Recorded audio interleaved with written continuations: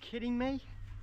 Over 30,000 bucks for a 4.2 14-foot Tinnie. Camera around the boat. This is a nice angle, and man, oh man, I never thought I'd call a boat sexy, but I love this thing. Did you seriously sell your boat? I did. Welcome back. It's been a while. Yeah, I did sell the boat actually, and we relocated from the coast about probably about 3.5 months ago, and moving closer to the outback of North Queensland. Okay, just on a bit of a different tangent. Okay, over time prices go up. We know that, you know, it's a fact of life. But it does seem that since this fucking pandemic ended, prices, they haven't just gone up, they have skyrocketed. On another subject, still on boats. Are you kidding me? Over 30,000 bucks for a 4.2 14-foot Tinnie, you know, and I believe it only had a 30 on it. Okay, it's a 4-stroke, but yeah, it doesn't come with anything else. And I believe the asking price was something like $32,995, brand new. 14-foot, 4.2 meters. It ain't a very big boat. It's a nice size, but it's not a very big boat. It wasn't all that long ago that basically you could put yourself in a 14-foot Tinnie, brand spanking new, with a motor, for around 15,000 bucks. What the fuck has gone on? Yeah, we know. Yeah, we hear it every day, cost of living crisis and blah blah blah blah blah, you know. But seriously, you know, the cost of things they're just beyond a joke, ridiculous, you know.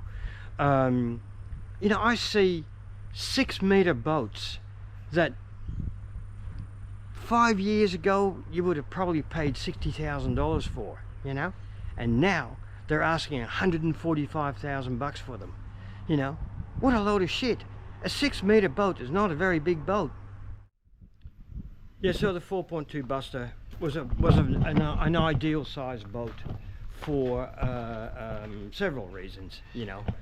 One of them, of course, it's light, it's easily towed, also it's versatile, creeks, river fishing, inshore fishing. So I guess it brings a question to mind. Should I have actually sold the 420 BUSTA? Well, I guess the long and short of it is that, you know, can't really afford or have the space to have both a van and a Tinnie. Look, boats cost money. You got to maintain them. Apart from the cost of regos for, you know, a boat trailer, plus a boat every year, you know, okay, it's about 300 bucks a year, but it's 300 bucks a year you got to find, okay. And I'm retired, I'm the old guy, I don't work anymore. And then having moved away from the coast, where the boating, boat fishing opportunities are a lot more limited than what they are on the coast. You know, we sort of decided it was time for it to go. But from another point of view, should I have hung on to it? Because, are you kidding me? Over 30,000 bucks for a 4.2 14-foot Tinnie. Okay, 12 years ago, yes, in 2012, I actually bought a 14-foot Angler Pro with a 2-stroke brand new 40 horsepower Suzuki engine, electric start, casting deck, brand new trailer, blah blah blah blah blah. And I bought that package, I think, for just over $13,000, registered and everything. Okay. The Angler Pro 424 Chaser is actually a plate boat, so it's a reasonably heavy boat, and certainly a different style boat than the 420 BUSTA. Have a look at some of my previous videos. I can't remember what it is, but you know, I did a comparison between the Angler Pro 424 and the 420 BUSTA. I paid 28 grand for a second-hand boat from a dealer in Brizzy in 2015. So my beef is not about price rises, because they are a fact of life, but my beef is that the price rises are so fucking unrealistic. They're just enormous, you know, and to be looking at spending $32,000 on a 14-foot tinny, you know, with probably only a 30 4-stroke on it, or maybe a 40 4-stroke on it, you know, on an aluminium trailer. You know, those aluminium trailers are, you know, they're nice and light, great for towing, but you know what? They're not very strong. They are not really well built. You wouldn't take them around Australia, that's for sure. Yeah, and some might say, oh yeah, but you know, it's they're the well, what do you call them? The 429 Outlaws and the 4.2 Renegades and all that. They're still just a 14-foot boat. They might be a little bit beamier, you know, they might have a little bit more room inside, and you know, they'll come with a nice center side console, and or most, actually, I am wrong there. I just saw a post on Facebook a few days ago about a fella who was quoted by a Quintrex dealership, close to $45,000 for a 4.2 Renegade.